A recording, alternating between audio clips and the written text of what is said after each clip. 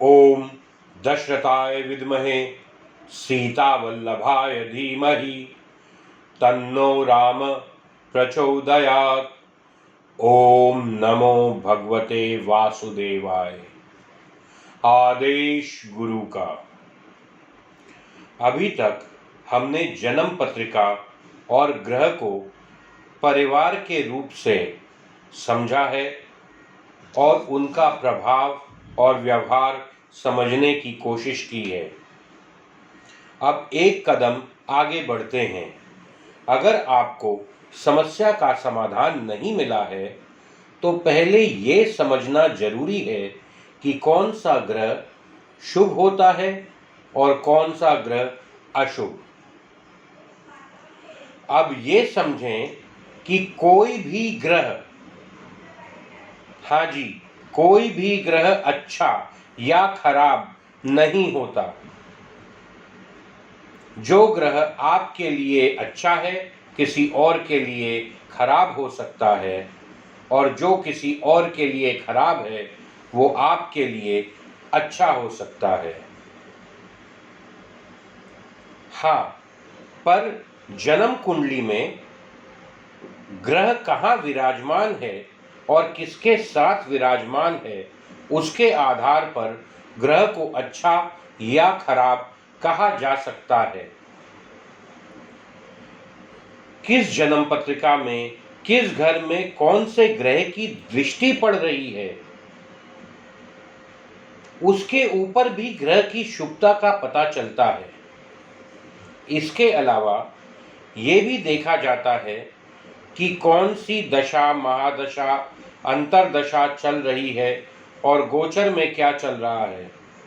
इन सभी चीज़ों को ध्यान में रखते हुए फलादेश निकाले जाते हैं, जो कि आपको ये बताते हैं कि आपका समय कैसा है, अच्छा है या बुरा।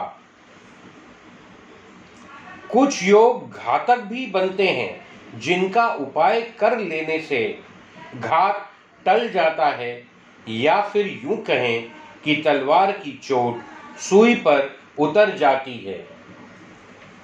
अब ये समझना जरूरी है कि जन्म पत्रिका आपकी कुंडली में 40% ही काम करती है, बाकी 60% आपके कर्म और आपकी सोच भी काम करते हैं। इस पे विस्तार में चर्चा आगे वीडियो में करी जाएगी। मेरी बातों को थोड़ा ध्यान से समझें।